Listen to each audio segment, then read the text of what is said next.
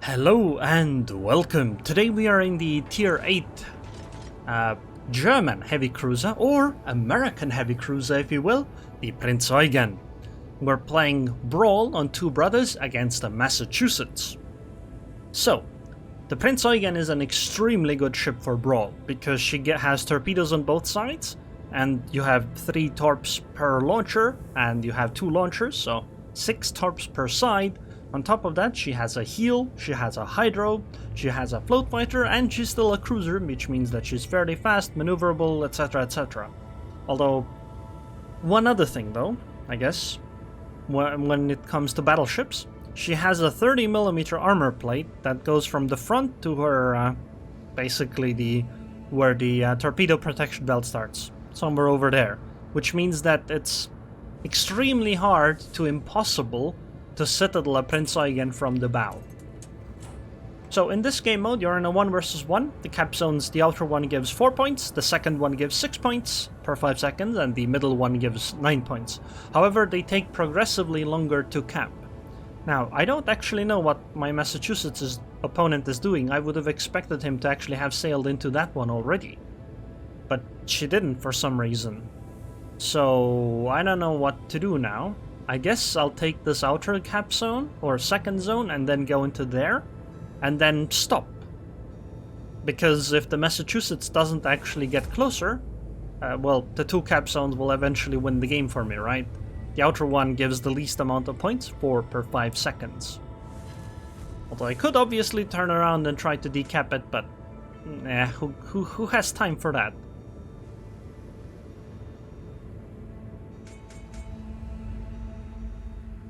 Okay.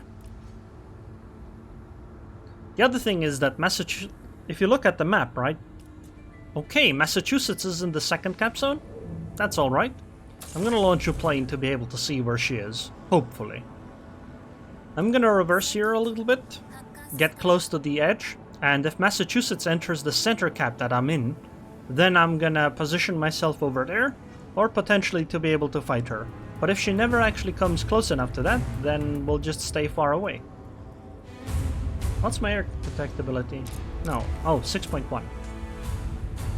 Okay. We're gonna take this, and then we're gonna reverse out again. I do wish to encounter her here, right here. But, you know, I want to make sure that she actually pushes, so I'm gonna block the second zone for her. This will force her to do something, because obviously if I keep blocking this one, you know, if things go as they are, I win in 4 minutes 38 seconds, she wins in 4 minutes 46 seconds, right? I will eventually win this. So, the ball is in his court. Obviously there are like maneuvers you can do, which end up being very close to the end, but I'll know if the Massachusetts is coming. Or at least I should know if the Massachusetts is coming. Because if she leaves the zone I'm in and enters that one, obviously the game will tell me, right? And I can go meet her if I wish.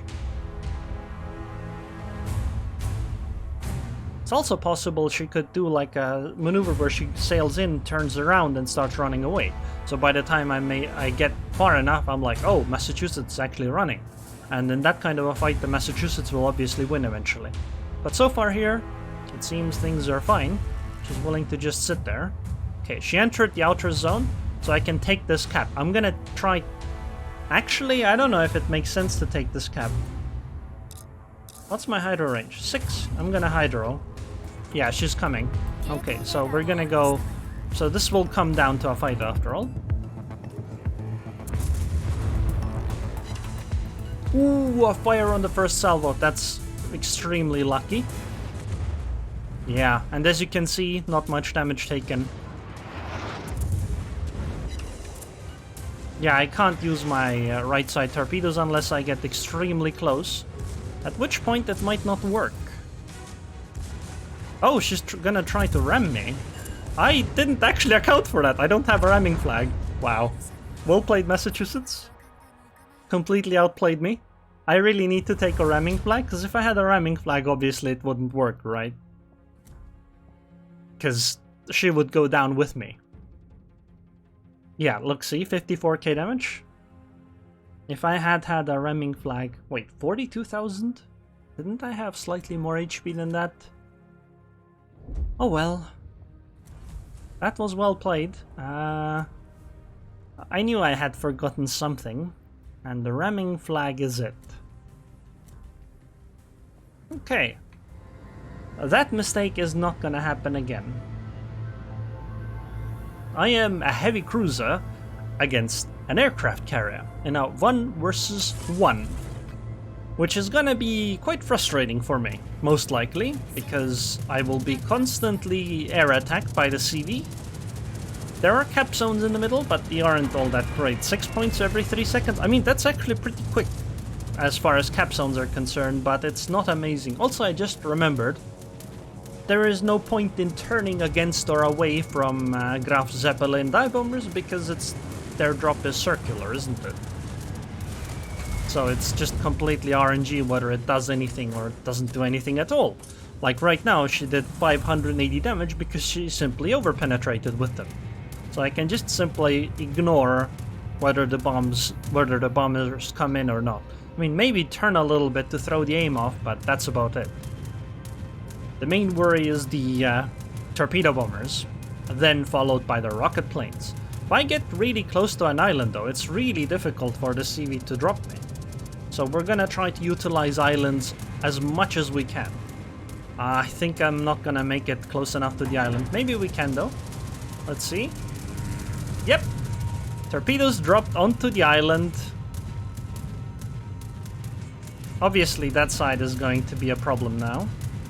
But you can't avoid everything in a cruiser. If I was a destroyer, this would have been completely alright, right? Oh! Oh, come on!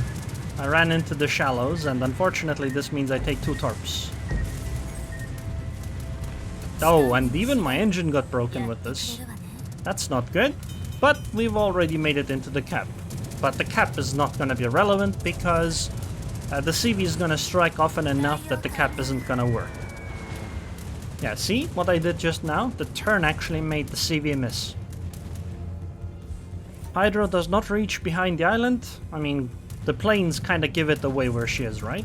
Also, I should probably launch my own plane. Because I won't once I'm within range of the Graf Zeppelin. I'm gonna hydro so that I can see behind the island over there. Also, the bombs missed again. Thank you, RNGesus. Oh, and she actually headed in towards me. I think that's actually a mistake.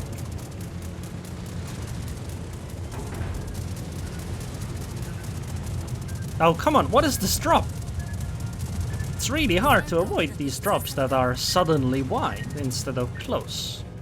Oh, and now she uses rocket planes. A bit late for that, I think.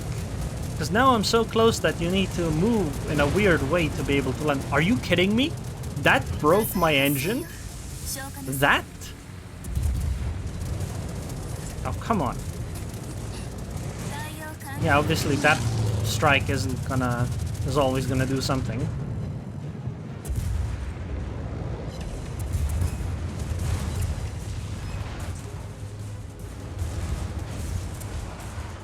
I'm gonna launch one set of torps. Actually, you know what? I'm gonna launch the second one too. We can always just turn around and go for the other side.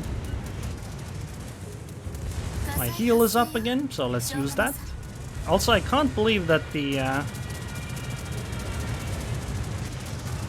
CV set me on fire twice with the secondaries, basically. Are you feeling lucky again, Graf Zeppelin? It's okay to run aground here, I think. Because look at my position. The CV has to go up and then come down again to be able to strike me. Right? Because she can't, like, drop immediately. And because of that, I managed to be victorious. I shot down 65 planes! Wow! Oh my god! 65! How long did this game even last? 4 minutes? 65 planes? Easy game. Look at the damage. I did take 40k damage, but heals are extremely powerful. And yeah, Prinz Eugen is one of the best in my opinion for this game mode. So, these are my captain skills. I don't recommend them normally. Actually, wait. Yeah, no, I don't recommend this normally. So, I start with last stand. This is extremely important. Because if your engine gets knocked out or your rudder gets knocked out when you're turning and your DCP is down, you have immediately lost because of that. So this is absolutely vital. Then, in the second, I don't know what to take. None of them seem all that great, right? Like, torpedo reload, it doesn't matter, because you'll never reload. Anti-air, I mean, this is nice, but right, it's better anti-air. However, how often are you don't run into CVs all that often much, and even if you get this, it's not gonna be that great. Priority target doesn't matter, because there's only one ship on both teams, and pyrotechnician it's 1%, but I mean, I already have, what, 14% fire chance? It's not nothing, but it's not that great. So I went with a consumable enhancement to make my hydro just last longer so that I can see the enemies for longer, but honestly, none of them are that great.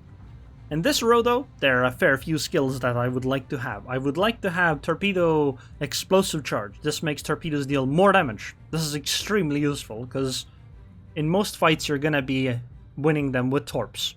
But also here's adrenaline rush would be nice. Then the heavy AP shells would be nice, although I would take Adrenaline Rush before the heavy AP shells. Superintendent doesn't matter, because you're not going to use all of your consumables anyway, but Survivability Expert would also be extremely useful. Then, I mean, you could potentially consider heavy HE and SAP shells, but I don't know if they're that worth it. Then in the last row, RPF is vital. You have to have this skill. Otherwise, enemies, especially destroyers, can really surprise you around islands and just win because of that.